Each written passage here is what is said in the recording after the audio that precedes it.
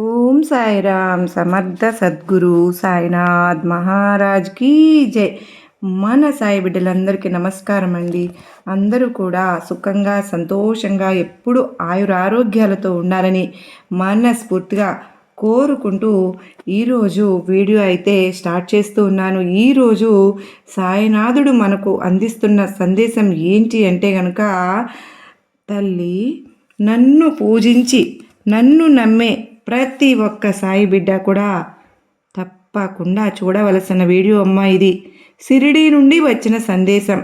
మరొక 3 రోజుల్లో నీ తలరాతే మారిపోబోతోంది అని చెప్పి ఏదో తెలియని సందేశాన్ని సాయినాథుడు ఈరోజు మనకు ముందుకు తీసుకుని వచ్చారు. మరి ఆ సందేశం ఏంటో మనం పూర్తిగా తెలుసుకోవాలి అనుకుంటే వీడియోని ఎక్కడ కూడా స్కిప్ చేయకుండా చివరి వరకు చూసే ప్రయత్నం అయితే చేద్దాం. మరి ఇక ఈ వీడియోలోకి వెళ్ళే ముందు చిన్న రిక్వెస్ట్ అండి, మొదటిసారి మన ఛానల్లోకి వచ్చినట్లయితే మన ఛానల్ సబ్స్క్రైబ్ చేసుకుని ఈ వీడియోకి ఒక చిన్న లైక్ ఇచ్చి సపోర్ట్ ఇవ్వండి. కింద కామెంట్ సెక్షన్లో ఓం సాయిరామ్ అని కామెంట్ చేయడం అయితే మర్చిపోనే వద్దు. మరి మీ సపోర్ట్ నాకు ఎంతగానో అవసరం. మన సాయినాథుడు సందేశాలు చాలామందికి కనెక్ట్ అవుతూ ఉన్నాయని చెప్పేవాళ్ళు ఎంతోమంది ఉన్నారు. వాళ్ళందరికీ కూడా పేరు పేరున ధన్యవాదములు. సాయినాథుడు ఈరోజు ఏమి సందేశం చెప్తూ ఉన్నారు అంటే, తల్లి నీ కోసం షిరిడీ నుండి సందేశాన్ని పంపిస్తున్నాను. ఎక్కడ కూడా నువ్వు అలక్ష్యం చేయకుండా జాగ్రత్తగా వింటావు కదూ. నీ బాబా మాటలు తూచా తప్పకుండా పాటిస్తున్నందుకు నాకు చాలా ఆనందంగా ఉందమ్మా. ఈరోజు నీకు గొప్ప సందేశం నీకు అందిస్తున్నాను. మరి దానిలోని అర్థాన్ని పరమార్థాన్ని గ్రహించి నువ్వు ముందుకు వెళ్ళాలనే ఈ సాయి ఆశ కూడా. తల్లి నీ కష్టాలు బాధలు అన్నిటినీ నాతో చెప్పుకుని నీ మనసంతా కూడా తేలిక పరుచుకుని బరువు బాధ్యతలు నీ యొక్క అన్నీ కూడా నా తల మీద పెడతావు. ఎందుకు అంటే కనుక నీ యొక్క కష్టాలను బాధలను సమస్యలను తీర్చడానికి నేనంటూ ఒకరిని ఉన్నాను అని చెప్పి నా మీద నువ్వు నమ్మకాన్ని ఉంచుకున్నావు. నన్ను ఎంతో భక్తి శ్రద్ధలతోటి పూజించుకుంటూ వస్తూ ఉన్నావు.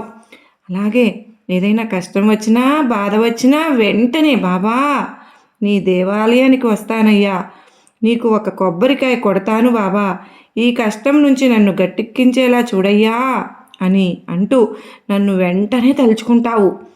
ఏదో ఒక రూపంలో ఏదో ఒక పరిస్థితిలో అయినా సరే కానీ నా యొక్క నామస్మరణ అనేది నీ నోటి వెంట తరచుగా వస్తూనే ఉంటుంది.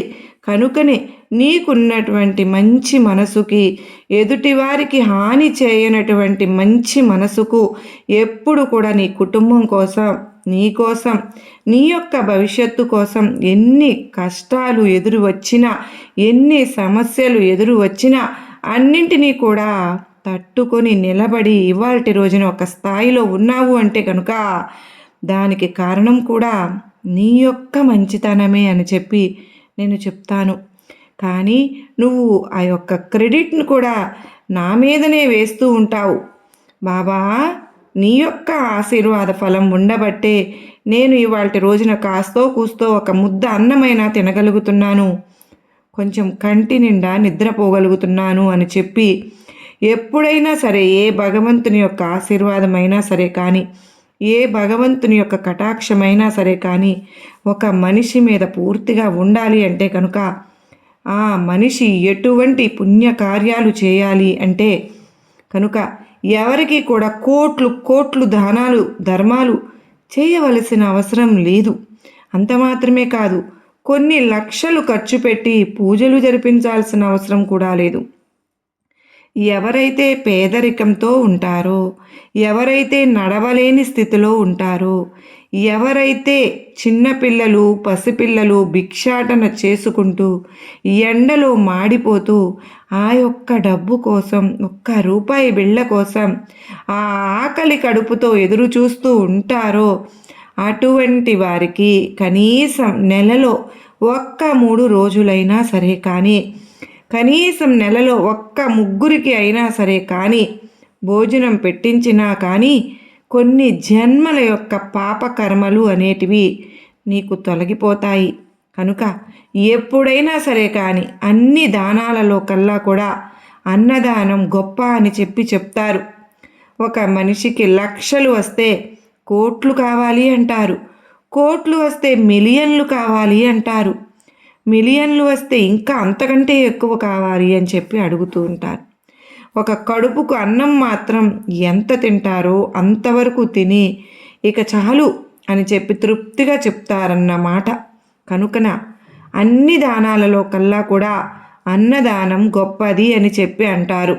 కనుక నెలలో ఇద్దరికైనా ముగ్గురికైనా కానీ నువ్వు సంపాదించిన ధనంలో భోజనం పెట్టించే ప్రయత్నం అయితే చేయి బిడ్డ.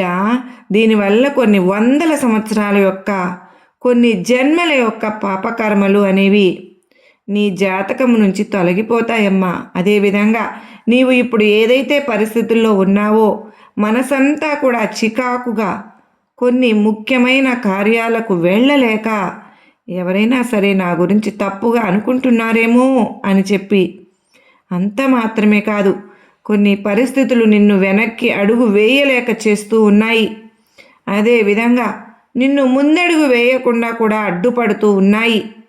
ఇలా నడి సముద్రంలో ఉన్న వ్యక్తిలాగా నువ్వు ఏమి చేయాలో కూడా నీకు తెలియక చాలా వరకు కూడా ఇబ్బంది పడిపోతూ ఉన్నావు.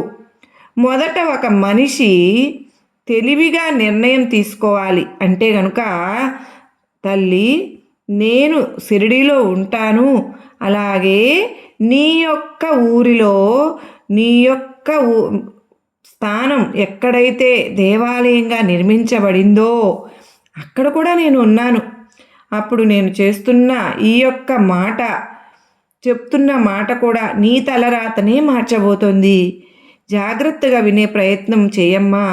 ఒక మనిషి సంతోషంగా ఉండాలి అన్నా సరే కానీ, ఆనందంగా ఉండాలి అన్నా కానీ ఆ మనిషికి డబ్బు ఒక్కటే ఉంటే చాలా కాదు, సకలం చుట్టూ వచ్చి చేరుతాయి ఆ డబ్బు ఉంటే అని అనుకుంటూ ఉంటారు. చూసావా, ఇక్కడ మామూలుగా ఒక కూరగాయలు అమ్మే వ్యక్తి అయినా కానీ సాయంత్రానికి 500 600 సంపాదించుకునే వ్యక్తి అయినా సరే కానీ, లేదంటే అమెరికాలో ఉండి లేదంటే ఇంకా ఇతర దేశాలలో ఉన్న వ్యక్తులైనా సరే కానీ, ఇక్కడ ఎవరైనా కానీ ఆకాశం కింద ఉండేవారే, భూమి మీద నివసించేవారే. కాకపోతే డబ్బు ఉన్నవారు 4 చక్రాల వాహనం మీద తిరుగుతూ ఉంటే, డబ్బు లేని వారు మాత్రం 2 చక్రాల వాహనం మీద తిరుగుతూ ఉంటారు. అదొక్కటే తేడా. అంతేగాని డబ్బు ఉన్నవారు 10 రకాలు తిన్నా సరే కానీ, డబ్బు లేనివారు 1 రకం 2 రకాలతో సరిపెట్టుకుంటారు. ఎవరైనా సరే కానీ కడుపు నిండిన తరువాత మాత్రం ఉన్నవారు అయినా లేనివారు అయినా చెప్పే మాట ఇక చాలు అని మాత్రమే కదా. తల్లి, ఎప్పుడైనా కానీ సంతోషం అనేది, ఆనందం అనేది డబ్బులో దొరకవచ్చేమో కానీ డబ్బులో ఉండడం వల్ల మాత్రమే సంతోషంగా ఉన్నాము, డబ్బు ఉండడం వల్ల మాత్రమే ఆనందంగా ఉంటున్నాము అని అనుకుంటే అది ఖచ్చితంగా పొరపాటు మాత్రమే అవుతుంది. తల్లి, ఈ సమాజంలో ఒక వ్యక్తిలాగా గుర్తించబడడానికి కొన్ని నియమాలను పాటించాలి. నలుగురితోటి కలిసి ఉండడం, నలుగురితోటి సరదాగా మాట్లాడడం. ఎవరైతే నిన్ను చూసి ఏడుస్తూ ఉన్నారో, ఎవరైతే నిన్ను పతనం చేయడానికి చూస్తూ ఉన్నారో అటువంటి వారికి దూరంగా ఉంటూ, ఎవరైతే నీతో అందరితో ఒకేలాగా ఉంటారో అటువంటి వారితో నువ్వు కూడా ఒకేలాగా ఉంటూ ఇక్కడ ఎవరితో ఏ విధంగా ప్రవర్తించాలి అనేది ఒక్కటి గుర్తించి వారికి తగిన విధంగా మాటలు మాట్లాడడం, వారికి తగిన విధంగా పనులు చేసుకుంటూ వెళ్ళడం వలన ఇక్కడ సమాజంలో ఒక గుర్తింపు అనేది ఏర్పడుతుంది. ఇక్కడ ఆడ మగ వ్యత్యాసాలు అనేవి లేవు, డబ్బు ఉంది లేదు అనే వ్యత్యాసాలు కూడా లేవు. మనిషి యొక్క మాట తీరు, క్రమశిక్షణను బట్టి ఆ మనిషికి విలువ అనేది దక్కుతుంది. కనుక ఇవాల్టి రోజున నీకు లేదు అని ఇక నీకు జీవితంలో ఎప్పటికీ కూడా డబ్బు లేకుండా పోతుంది అని ఎప్పుడు అనుకోవద్దు. ఈరోజు ఉంది అని ఇక శాశ్వతంగా నా దగ్గర ఉండిపోతుంది అని చెప్పి అనుకోనూకూడదు. అదేవిధంగా నీకంటే పెద్దవారిని చూసి చులకన భావం చూపించకూడదు. రేపటి రోజున నువ్వు అదే స్థాయికి వెళ్తావు అని చెప్పి గుర్తుపెట్టుకో అని చెప్పి గుర్తుంచుకో. ఈ యొక్క యవ్వనపు వయసు అనేది చాలా తక్కువ కాలమేనమ్మా ఉంటుంది. ఎవరైనా సరే కానీ యవ్వనం నుంచి వృద్ధాప్యంలోకి అడుగు పెట్టవలసిందే కనుక ఈ యొక్క ఉన్న సమాజంలో ఎక్కడ నెగ్గాలో తెలిసి ఉండాలి. మరి ఎక్కడ తగ్గాలో కూడా తెలిసి ఉండాలి. ఎక్కడ డబ్బును సంపాదించుకోవాలి అని తెలిసి ఉండాలి. ఎక్కడ డబ్బును ఖర్చు పెట్టుకోగలగాలి అనేది కూడా తెలిసి ఉండాలి. ఎవరితో మాట్లాడాలి అని తెలుసుకోవాలి. అది ఏ విధంగా మాట్లాడాలి అనేది కూడా తెలుసుకుని ఉండాలి. దీనిని బట్టే నీకు విలువ, గౌరవం, సమాజంలో ఒక మంచితనం, ఒక గుర్తింపు అనేవి ఏర్పడుతూ ఉంటాయి. అంతేకాని డబ్బు ఉంది కదా అని చెప్పి నువ్వు 4 గోడల మధ్యనే కూర్చుంటే నీ చుట్టూ 10 మంది వచ్చి చేరరు. అది లేదు కదా అని చెప్పి 10 మంది మీద అనవసరంగా తెలివితేటలు లేకుండా ఎగబడినంత మాత్రాన కూడా నిన్ను విలువగా ఏమీ చూడరు. ఏదైనా సరే కానీ మాట్లాడే పద్ధతి, తీరు, ఎలా మాట్లాడుతున్నాం, ఎంత అవసరం మేరకు మాట్లాడుతున్నాం, ఇక్కడ మాట మాట్లాడాలా లేదా, ఇవన్నీ కూడా నీ యొక్క ఆలోచన, నీ యొక్క తెలివితేటలను బట్టి ఆధారపడి ఉంటాయి. అవే నీకు సమాజంలో గౌరవాన్ని, గుర్తింపును కూడా తీసుకుని వస్తాయి అన్న విషయాన్ని నువ్వు గుర్తుపెట్టుకోవాలి. మరి నీకు షిరిడీ నుంచి నేను అందిస్తున్న సందేశం ఇదేనమ్మా. ఇప్పుడు నీ ఏ కష్టంలో, ఏ సమయంలో నువ్వు ఉన్నావో, ఏదైతే మనసుకు తోచకుండా ఏం చేయాలో కూడా అర్థం కాకుండా ఎన్నో అనుమానాలను మనసులో పెట్టుకుని గందరగోళమైనటువంటి పరిస్థితులను అనుభవిస్తూ ఉన్నావో, ఆ యొక్క గందరగోళమైనటువంటి పరిస్థితులకు కూడా ఖచ్చితంగా నేను ఫుల్ స్టాప్ పెడతాను. కనుక వాటి గురించి కానీ పదే పదే ఆలోచనలు చేసుకుంటూ మనసును పాడు చేసుకోవద్దు. అదేవిధంగా ఎవరైతే నిన్ను చిన్న చూపు చూస్తున్నారో, ఎవరైతే నిన్ను హేళన చేస్తున్నారో, ఎవరైతే నీ మీద తక్కువ గౌరవాన్ని చూపిస్తూ ఉన్నారో అటువంటి వారికి కూడా దగ్గర అవ్వాలి అని చెప్పి ప్రయత్నించవద్దు. కడుపులో లేని ప్రేమ, శ్రద్ధ, గౌరవం అనేవి కాళ్ళ మీద పడినా కూడా రావు అన్న విషయాన్ని గుర్తుపెట్టుకో. కనుక కొన్నిసార్లు నీకు విలువ లేని వారి దగ్గరికి నువ్వు వెళ్ళి నుంచోవలసిన వస్తుంది. కనుక అలా నుంచోవలసి వచ్చినప్పుడు నీ యొక్క మాట తీరు, నీ యొక్క చేతల తీరు, పనితీరు, ప్రవర్తన అనేది ఎంతవరకు 100% ఇవ్వగలుగుతున్నావా అని ఆలోచించుకో. ఆలోచించుకుంటే దానివల్ల నీ యొక్క గౌరవ మర్యాదలు అనేవి పెరుగుతాయి అని చెప్పి గుర్తు పెట్టుకో. ఏదైతే ఇప్పుడు నీ యొక్క మనసులో కొన్ని ప్రశ్నలు అయితే ఉన్నాయో ఆ ప్రతి ప్రశ్నకు కూడా సమాధానాన్ని ఖచ్చితంగా నీకు అందేలాగా చూస్తాను. నువ్వు నన్ను నమ్ముకున్నావు కనుక నీ యొక్క తలరాతను ఖచ్చితంగా మారుస్తాను. ఇప్పుడున్న ఈ కష్టాలే శాశ్వతం అనుకుంటున్నావా? ఇదంతా అది నీ జీవితం అనుకుంటున్నావా? అనుకోవద్దు. ఇంకా ఇంతటితోటి ఈ రోజుతోటి లేదా రేపటితోటి నీ జీవితం అయిపోదు. ఎప్పుడైనా కానీ చీకటి వెనుక తరువాత వెలుతురు అనేది ఏ విధంగా వస్తూ ఉంటుందో, ఎప్పుడైతే సూర్యుడు అనేది అస్తమించిన తర్వాత చంద్రుడు వస్తాడో, చంద్రుడు అస్తమించిన తర్వాత మళ్ళీ సూర్యుడు ఉదయిస్తాడో, అదేవిధంగా జీవితంలో కష్టాలు పోతాయి, సంతోషాలు వస్తాయి. అలా అని చెప్పి అవి శాశ్వతంగా ఉండవు. సంతోషాలు పోతాయి, మళ్ళీ కష్టాలు వస్తాయి. ప్రతి పరిస్థితిని కూడా తట్టుకుని నిలబడగలిగే విధంగా నీ యొక్క మానసిక స్థితిని నువ్వు సరిచేసుకోవాలి.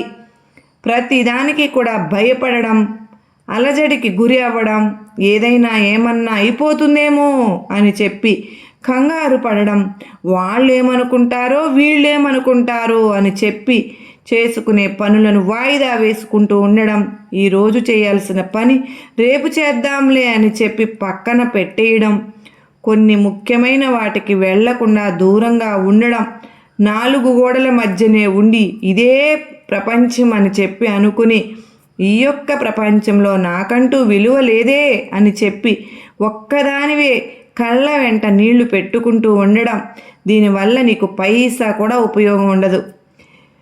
ఏదైతే నువ్వు చేయగలుగుతావో, ఏ పని మీద అయితే నీకు శ్రద్ధ ఉంటుందో ఆ పనుల మీద దృష్టిని పెట్టి వాటిలో కనుక ఒక మెట్టు ఎదగగలిగావు అంటే కనుక ఎవరైతే నిన్ను హేళన చేశారో, చిన్న చూపు చూశారో, తక్కువ చేసి మాట్లాడారో వారు అందరూ కూడా నీకు గౌరవాన్ని ఇస్తారు. నీకంటూ ఒక ప్రత్యేకమైనటువంటి గుర్తింపును ఇస్తారు. ఎదుటివారు ఒకవేళ నువ్వు నొచ్చుకునే విధంగా ఒక మాటను గనుక అన్నట్లయితే వారికి గట్టిగా సమాధానం ఇవ్వడం కూడా నేర్చుకోవాలి. ప్రతి దానికి గనక వాదన ఆడడం, గొడవ పడడం, లేని పోని అర్థం లేని మాటలు మాట్లాడుకుంటూ వెళ్ళడం, దీనివల్ల కూడా మనిషి యొక్క ప్రవర్తన మంచిది కాదు అని చెప్పి ఆ మనిషి దేనికైనా సరే కానీ తెగిస్తాడు అని చెప్పి గొడవల మారి మనిషి, తగువుల మారి మనిషి అని చెప్పి ఒక చెడ్డ పేరైతే వస్తుంది. కనుక ఆ చెడ్డ పేరు రాకుండా ఉండడానికి కొన్నిసార్లు మౌనం అనేది ఎంతో ఉపయోగపడుతుంది.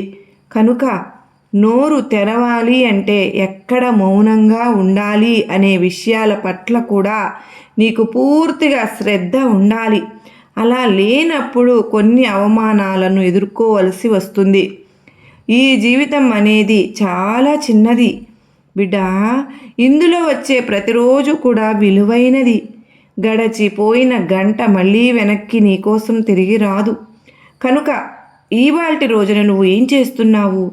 ఎంతవరకు ఉపయోగపడే పనులు చేస్తూ ఉన్నావు? ఎంతవరకు ఉపయోగం లేని పనులు చేస్తూ ఉన్నావు?